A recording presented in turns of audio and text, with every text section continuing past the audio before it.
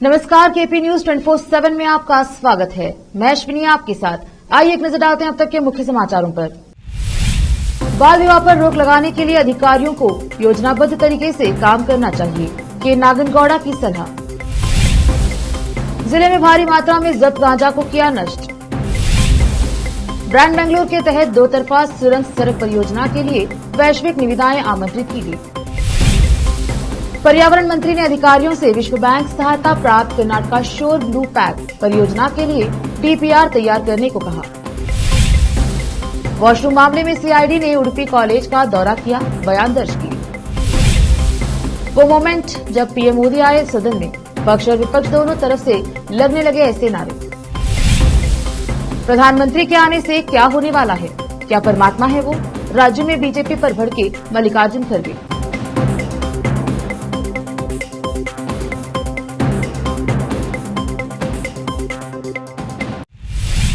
समाचारों का सिलसिला शुरू करते हुए देखते हैं समाचार विस्तार से। पहले समाचार स्थानीय।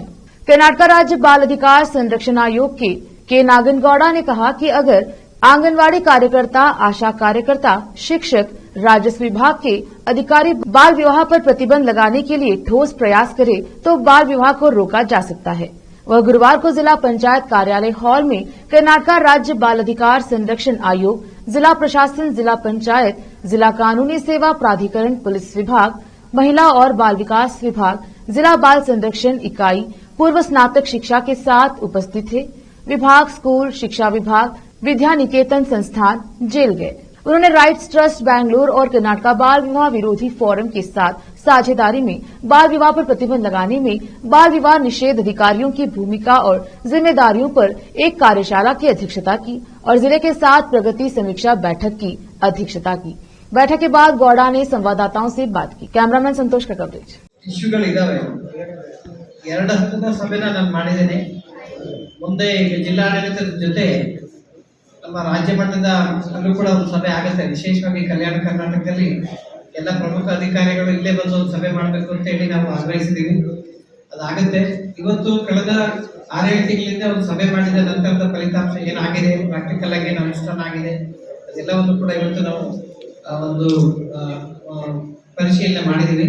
ಸೊ ಮುಂದೆ ಏನಾಗಬೇಕು ಅಂತ ಕೂಡ ಹೇಳಿದ್ದೀವಿ। ಮಕ್ಕಳಂದ್ರೆ ಕೇವಲ ಪೊಲೀಸು ಮತ್ತೆ ವುಮೆನ್ ಚೈಲ್ಡ್ ಅಷ್ಟೇ ಅಲ್ಲ, ಈ ಎಲ್ಲರೂ ಕೂಡ ಕನ್ವರ್ಜೆನ್ಸ್ ಆಗಬೇಕು। ಒಂದು ಮಕ್ಕಳು, ಪರಿಸರ ಮತ್ತೆ ನೀರು, ಈ ಮೂರು ಕೂಡ ಎಲ್ಲರಿಗೆ ಸೇರಿದಂತ ವಿಷಯಗಳು। ಈ ಮೂರನ್ನ ಬಿಟ್ಟು ನಾವು ಯಾವ ಜಿಲ್ಲೆನೂ ಅಭಿವೃದ್ಧಿ ಪಡಿಸಕ್ಕಾಗಲ್ಲ। ಇವೆಲ್ಲ ನಮ್ಮ ದೇಶದ ಆಸ್ತಿ ಇದೆ। ಹಾಗಾಗಿ ಒಂದು ಕನ್ವರ್ಜೆನ್ಸ್, ಒಂದು ಸಹಕಾರ, ಒಂದು ಕಲೆಕ್ಟಿವ್ ಎಫರ್ಟ್ಸ್ ಆಗಬೇಕು ಅನ್ನೋದು ಆಯೋಗದ ಒಂದು ಇಂಟೆನ್ಷನ್ ಇದೆ। ಸೊ ಮುಂದಿನ ದಿವಸದಲ್ಲಿ 2 ಸಮಿತಿಗಳನ್ನು ನಾವು ಬಲಪಡಿಸಲಿಕ್ಕೆ ಯೋಚನೆಗಳನ್ನು ಮಾಡಿದ್ದೀವಿ। ಒಂದು ಗ್ರಾಮ ಮಟ್ಟದ ಸಮಿತಿ, ಇನ್ನೊಂದು ಗ್ರಾಮ ಪಂಚಾಯತ್ ಸಮಿತಿ। ಕಾರಣ ಏನಂದ್ರೆ ಅವರ್ ಚಿಲ್ಡ್ರನ್ ನಾವು ಸೇವ್ ಮಾಡಬೇಕು, ನಮ್ಮ ಮಕ್ಕಳು ನಾವು ಸೇವ್ ಮಾಡಬೇಕು। ಪ್ರತಿ ಜನ बीदर जिले के विभिन्न थानों में एनडीपीएस एक्ट के तहत दर्ज 15 मामलों में जब्त भारी मात्रा में गांजा को आज जिला एसपी की मौजूदगी में नष्ट कर दिया गया। जिला ड्रग एक्सपोज नियमों के अनुसार तालुका के धन्नूर गांव में इनवेरो बायोटेक जैव अपशिष्ट निपटान इकाई में 687 किलोग्राम वजन की अवैध भांग को नष्ट कर दिया गया। जिले के विभिन्न थाना क्षेत्रों में अवैध रूप से भंडारण एवं तस्करी किए गए गांजा को जब्त कर छापेमारी की गई थी। पुलिस ने जब्त 687 गांजा को नष्ट कर दिया। इस मौके पर सीपीआई, पीएसआई समेत जिले के विभिन्न थाने के पुलिसकर्मी मौजूद रहे। कैमरामैन संतोष का कवरेज। अब देखते हैं समाचार राज्य के। कर्नाटका के उप मुख्यमंत्री डीके शिव कुमार की बेंगलुरु के लिए महत्वाकांक्षी 150 किलोमीटर लंबी दो तरफा सुरंग सड़क परियोजना के लिए वैश्विक निविदाएं आमंत्रित की गई हैं। 50,000 करोड़ रुपए की परियोजना के लिए रुचि की अभिव्यक्ति की समय सीमा 17 अगस्त तक बढ़ा दी गई है। शिव कुमार, जो बेंगलुरु विकास मंत्री भी हैं, उनके अनुसार पिछले कई हफ्तों में घरेलू और अंतर्राष्ट्रीय दोनों इंजीनियरिंग कंसल्टेंसी फर्मों के साथ हुई कई बैठकों में कई डिजाइनों और तौर तरीकों पर चर्चा हुई है। यह लागत मोटे तौर पर सरकार की 5 चुनावी गारंटी योजनाओं के खर्च के बराबर है।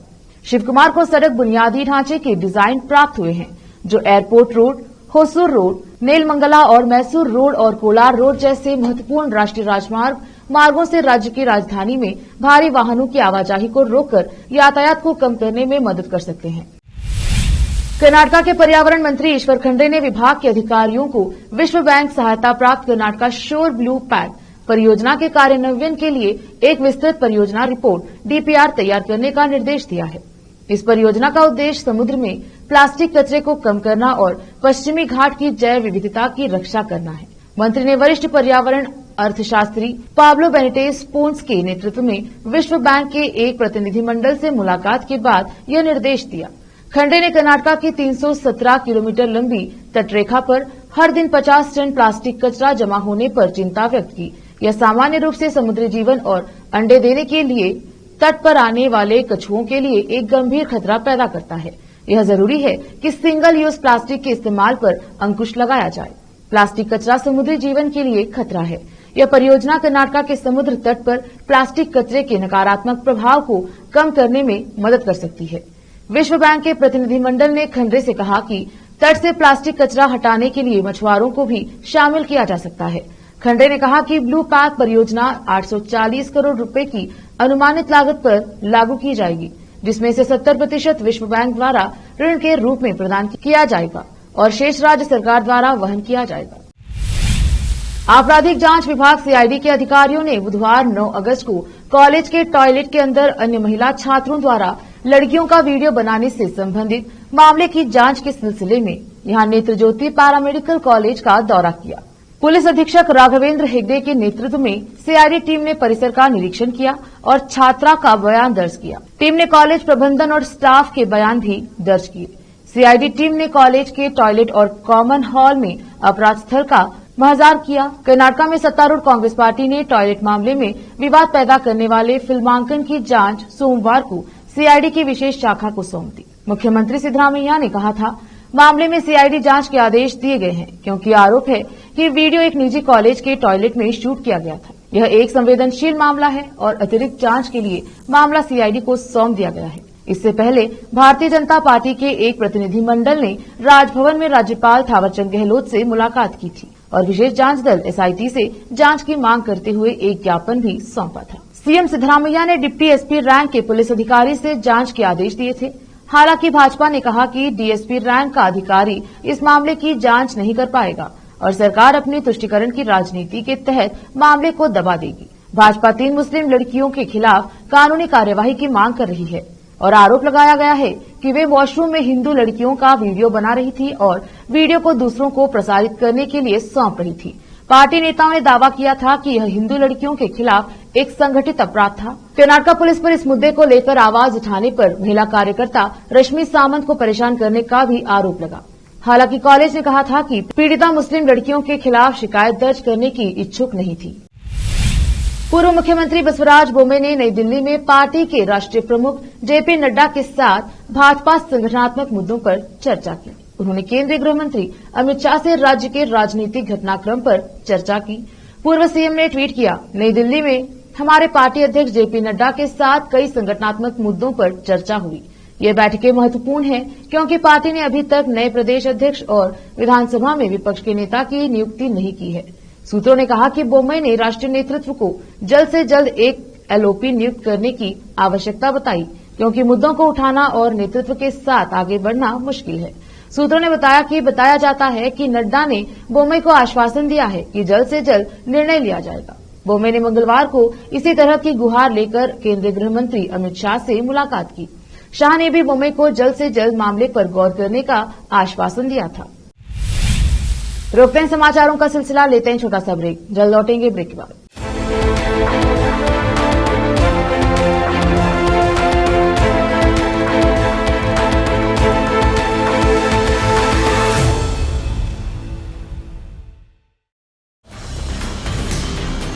हिंदुस्तान के हर कोने में हम हैं मौजूद।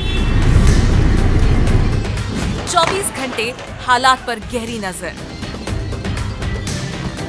खबरों से जुड़े चुपते सवालात और आपको दिखाता है धार्मिक, सामाजिक, राजनीतिक, लोकल और इंटरनेशनल न्यूज की सबसे बेहतर कवरेज जो आपको रखती है हर पल बाखबर। देश और दुनिया भर की खबर के लिए देखते रहें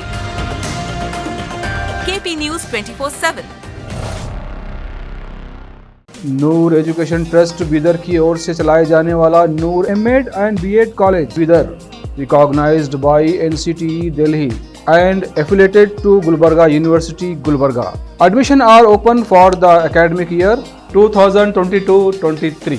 विशेषज्ञ और सक्षम शिक्षकों द्वारा शिक्षा प्राप्त करने के लिए नूर एमएड एंड बीएड कॉलेज में दाखिला लें और शांत वातावरण में शिक्षा प्राप्त करें। बीदर शहर में बेहतर शिक्षा का एकमात्र केंद्र Noor MEd and BEd college, Shahpur gate, Bidar. Phone numbers 9945283920 8482221297। शहर बीदर में अनमोल ग्रुप ऑफ रेस्टोरेंट्स की ओर से रॉयल अनमोल फैमिली रेस्टोरेंट और अनमोल रेस्टोरेंट के जरिए लोगों को स्वादिष्ट खानों के जरिए बेहतरीन सेवाएं प्रदान करने के झंडे गड़ने के बाद अनमोल रेस्टोरेंट के मालिकों ने अब शहर बीदर के लोगों की सेवा के लिए कदम आगे बढ़ाते हुए अब शहर बीदर के सबसे व्यस्त इलाके में एक शानदार फंक्शन हॉल अनमोल पैलेस बनाया है। शहर के हैदराबाद रोड पर स्थित ये शानदार अनमोल पैलेस फंक्शन हॉल अपने बेहतरीन लोकेशन, बेहतरीन वातावरण और अपनी खूबसूरती के कारण सबके आकर्षण का केंद्र बन गया है। यहाँ पर खूबसूरत हॉल, दूल्हा दुल्हन के लिए खूबसूरत स्टेज, खुला और हवादार डाइनिंग हॉल उपलब्ध है और साथ ही यहाँ पर अलहदा वेस्ट सेक्शन और वीआईपी सेक्शन भी मौजूद है। अपने बच्चों की शादी, वलीमा और दूसरे फंक्शंस के लिए आज ही दौड़े चले आइए। याद रखिए, अपने सभी प्रकार के फंक्शंस को यादगार बनाने का केंद्र है प्रोप्रिएटर अब्दुल खालिद और मोहम्मद बशारत अहमद की शानदार पेशकश अनमोल पैलेस फंक्शन हॉल। यहाँ पर बुकिंग शुरू हो गई है, फौरन आइए और फंक्शन हॉल बुक करवाइए। Address near APMC vegetable market, Hyderabad road, Bidar 585403। Booking करने और अधिक जानकारी के लिए इस नंबर पर संपर्क करें 8310357864। ब्रेक के बाद स्वागत है आपका। देखते हैं आगे के समाचार। केंद्र सरकार के खिलाफ अविश्वास प्रस्ताव पर जवाब देने के लिए लोकसभा में आज प्रधानमंत्री मोदी पहुंचे। मणिपुर मुद्दे को लेकर केंद्र सरकार पर विपक्ष चारों ओर से हमलावर है। इसी बीच जैसे ही प्रधानमंत्री सदन में पहुंचे तो लोकसभा में मौजूद बीजेपी सांसदों ने मोदी मोदी के नारे लगाकर पीएम मोदी का स्वागत किया, तो वही जवाब में विपक्षी सांसदों ने इंडिया इंडिया के नारे लगाए। ये मौका था जिसके लिए विपक्ष का दावा है कि उसने पीएम मोदी को सदन में लाने के लिए अविश्वास प्रस्ताव लाया है। गौरतलब है कि अविश्वास प्रस्ताव पर जवाब देने के लिए प्रधानमंत्री नरेंद्र मोदी 15 मिनट पहले लोकसभा पहुंच गए। तकरीबन 4 बजे पीएम मोदी को जवाब देने का समय निर्धारित था। पीएम मोदी से पहले लोकसभा में कांग्रेस के नेता अधीर रंजन चौधरी ने चर्चा में हिस्सा लिया। राहुल गांधी की तरह अधीर रंजन के टारगेट पर भी प्रधानमंत्री मोदी ही रहे। अधीर रंजन ने कहा कि मोदी मणिपुर पर चुप क्यों हैं। राज्यसभा में चर्चा के दौरान कांग्रेस अध्यक्ष मल्लिकार्जुन खड़गे बीजेपी पर भड़क उठे। उन्होंने कहा कि प्रधानमंत्री के आने से क्या होने वाला है, क्या परमात्मा है वो? वे कोई भगवान नहीं है। शोरगुल के बीच सभापति ने राज्यसभा की कार्यवाही स्थगित कर दी। दरअसल राज्यसभा में मणिपुर के मुद्दे पर हंगामा हो रहा था। इसी दौरान मल्लिकार्जुन खड़गे कह रहे थे कि प्रधानमंत्री को आने दो, उनके सामने हम अपने विषय रखेंगे। उनके इतना कहने के बाद सत्ता की तरफ से शोरगुल होने लगा। सत्ता पक्ष के लोग कह रहे थे कि प्रधानमंत्री आ रहे हैं, वे लोकसभा में इस मुद्दे पर अपनी बात रखेंगे। इस पर मल्लिकार्जुन खड़गे ने कहा कि प्रधानमंत्री के आने से क्या होने वाला है, क्या परमात्मा है वो? फिर शोरगुल के बीच मल्लिकार्जुन खड़गे ने कहा कि वे कोई भगवान नहीं है। इसके बाद सदन में शोरगुल और बढ़ गया, जिसके सभापति जगदीप धनखड़ ने सदन की कार्यवाही स्थगित कर दी। बता दें कि प्रधानमंत्री मोदी बृहस्पतिवार को शाम को करीब 4 बजे लोकसभा में अविश्वास प्रस्ताव पर बहस का जवाब देंगे। प्रधानमंत्री कार्यालय की ओर से यह जानकारी दी। पीएमओ ने ट्वीट के जरिए यह जानकारी दी कि आज शाम करीब 4 बजे प्रधानमंत्री नरेंद्र मोदी अविश्वास प्रस्ताव पर जवाब देंगे। विपक्ष द्वारा सरकार के खिलाफ लाए गए अविश्वास प्रस्ताव पर आज भी लोकसभा में चर्चा जारी है। एआईएमआईएम के अध्यक्ष असदुद्दीन ओवैसी ने अविश्वास प्रस्ताव पर बहस के दौरान लोकसभा में नूह, मणिपुर और चीन का मुद्दा उठाते हुए मोदी सरकार को घेरा। उन्होंने यह भी कहा कि इस मुल्क में एक चौकीदार है तो एक दुकानदार है। उनका इशारा सीधे तौर पर नरेंद्र मोदी और राहुल गांधी की ओर था। मणिपुर के सीएम को क्यों नहीं हटाया? ओवैसी ने अपने भाषण में नूह का मुद्दा उठाया और कहा कि वहां निर्दोष मुसलमानों के घर पर बुलडोजर चलाए गए। पूरे देश में नफरत का माहौल है। मणिपुर में महिलाओं की असमत रेजी हुई और निर्दोष लोग मारे जा रहे हैं। मणिपुर के सीएम को क्यों नहीं हटाया गया? वहीं ओवैसी ने बॉर्डर का मुद्दा भी उठाया और कहा कि चीन हमारी सीमा पर आकर बैठा हुआ है। कल हमारे गृह मंत्री ने कहा, भारत छोड़ो। अगर इन्हें पता चल जाए कि भारत छोड़ो का नारा एक मुसलमान ने दिया था तो वे अमित शाह वो भी नहीं बोलेंगे। आप केंद्र सरकार जो राजनीति कर रहे हैं उससे नुकसान देश को होगा। मैं पीएम से पूछना चाहता हूं कि क्या देश बड़ा है या हिंदुत्व गोलवलकर की विचारधारा बड़ी है। दिल्ली सेवा बिल को सेलेक्ट कमेटी में भेजने की मांग के मामले में आम आदमी पार्टी आप के सांसद राघव चड्ढा ने प्रेस कॉन्फ्रेंस कर अपनी सफाई पेश की। उन्होंने कहा कि रूल बुक कहता है कि सेलेक्ट कमेटी में किसी का नाम देने के लिए न तो हस्ताक्षर और कंसेंट की जरूरत ही नहीं है। मैं बीजेपी के नेताओं को चुनौती देता हूं कि वो कागज दिखाओ जिसमें किसी का हस्ताक्षर किया हुआ हो। राघव चड्ढा ने आरोप लगाया कि बीजेपी मेरे खिलाफ झूठ फैला रही है। जब किसी सदस्य के खिलाफ विशेषाधिकार समिति कोई कार्यवाही शुरू करती है तो वह शख्स उस पर कोई पब्लिक स्टेटमेंट नहीं देता है, लेकिन मजबूरन मुझे बीजेपी के झूठ का पर्दाफाश करने के लिए आना पड़ा। मैं सिर्फ रूल के बारे में यहाँ बात करूंगा। रूल बुक में लिखा है किसी भी सेलेक्ट कमेटी के लिए कोई भी सांसद नाम प्रस्तावित किया जाता है, न उसका साइन चाहिए न उसकी लिखित सहमति चाहिए। इस रूल बुक में कहीं नहीं लिखा है कि प्रस्तावित मेंबर का साइन चाहिए। राघव चड्ढा ने कहा कि जब भी नाम प्रस्तावित किए जाते हैं तो न साइन लिए जाते हैं। फर्जी साइन की बातें बेबुनियादी और झूठी हैं। मैं बीजेपी नेताओं को चुनौती देता हूं कि वो कागज दिखाए जिस पर किसी पर गलत तरीके से साइन लिया गया हो। जयपुर मुंबई एक्सप्रेस ट्रेन में बीते दिनों फायरिंग की घटना देखने को मिली थी। इस घटना में 4 लोगों की मौत हुई थी। इस मामले में बड़ी खबर सामने आई है। बोरीवली जीआरपी ने आरपीएफ कांस्टेबल और इस फायरिंग के आरोपी चेतन सिंह के नार्को टेस्ट के लिए अर्जी दी है। चेतन सिंह के वकील अमित मिश्रा ने इंडिया टीवी को जानकारी दी है कि जीआरपी ने आज कोर्ट में 3 पन्नों की अर्जी लगाई है। इस अर्जी में उन्होंने चेतन की नार्को ब्रेन मैपिंग कराने की मांग की है। हालांकि अभी तक इस मामले में कोर्ट की तरफ से कोई आदेश नहीं आया है। बता दें कि इस फायरिंग में 4 लोगों की मौत हो चुकी है, जिसमें एक एएसआई समेत 3 यात्री शामिल थे। बता दें कि मारे गए 2 लोगों की पहचान हो गई है। इन यात्रियों का नाम असगर अली और कादर हुसैन है। असगर जयपुर में रहता था, जबकि वह बिहार के मधुबनी जिले का रहने वाला था। वही असगर चूड़ी बनाने का कारीगर था जो मुंबई में काम की तलाश में जा रहा था। फायरिंग की घटना के बाद western railway CPRO Sumit Thakur ने बयान जारी करते हुए बताया कि जयपुर मुंबई सुपरफास्ट एक्सप्रेस में फायरिंग की घटना में 4 लोगों की मौत हो गई। आरपीएफ कांस्टेबल ने अपनी राइफल से फायरिंग की थी। हाल ही में उसकी पोस्टिंग की गई थी। पोस्टिंग को लेकर कोई नाराजगी नहीं थी। यह पोस्टिंग उसने अपने हिसाब से मांगी थी। वक्त एक और छोटे से ब्रेक का, जल्द लौटेंगे ब्रेक के बाद।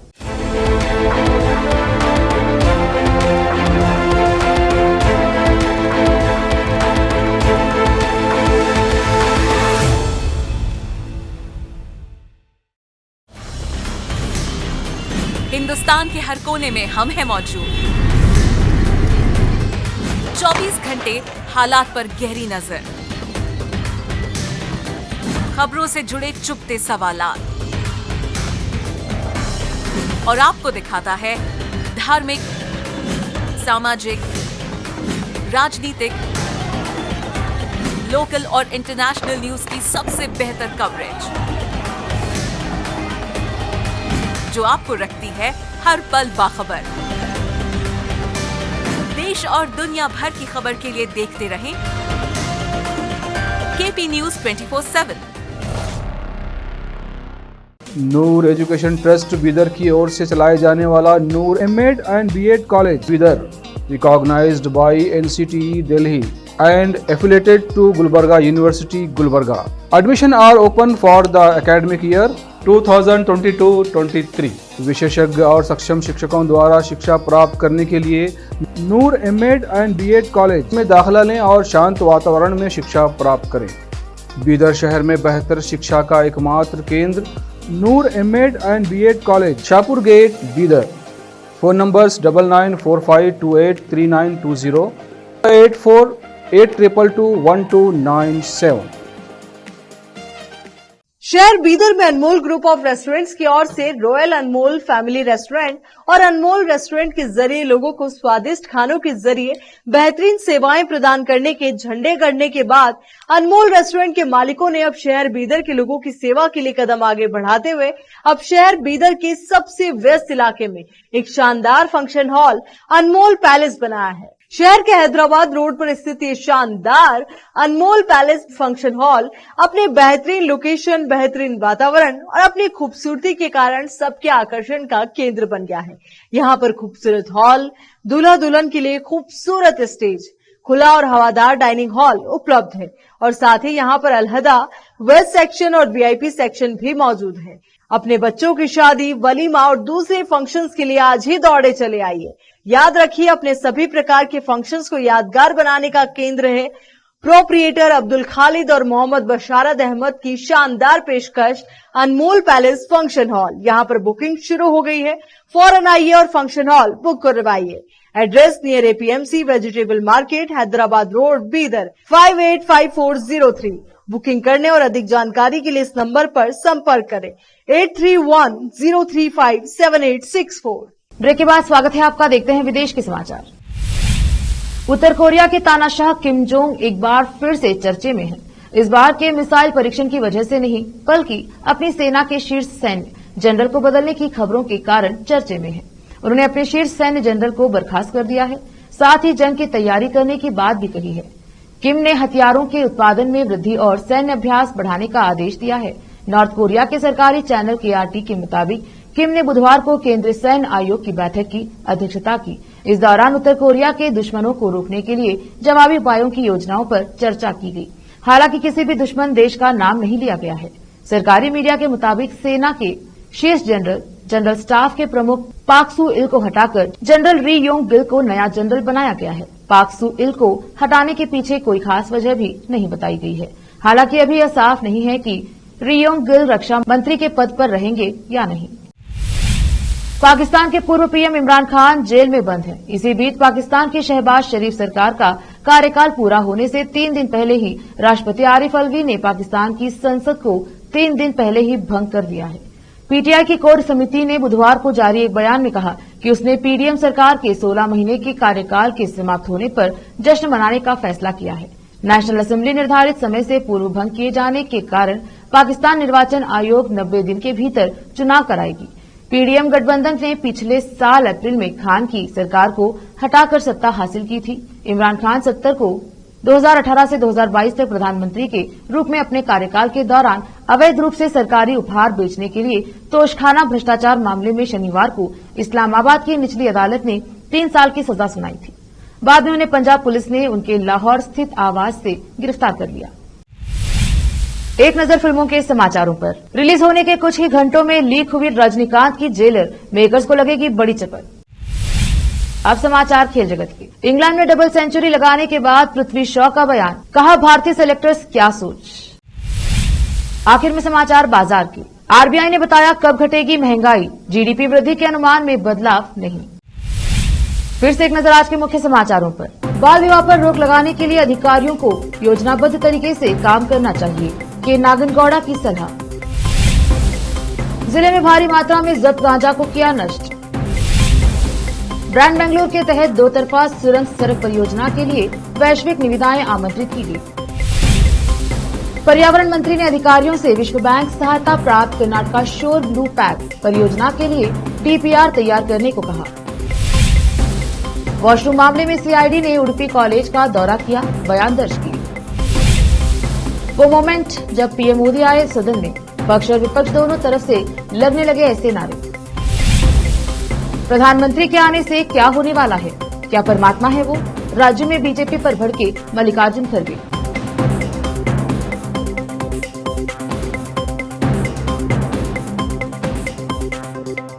केपी न्यूज 24/7 में अब तक के लिए इतना ही।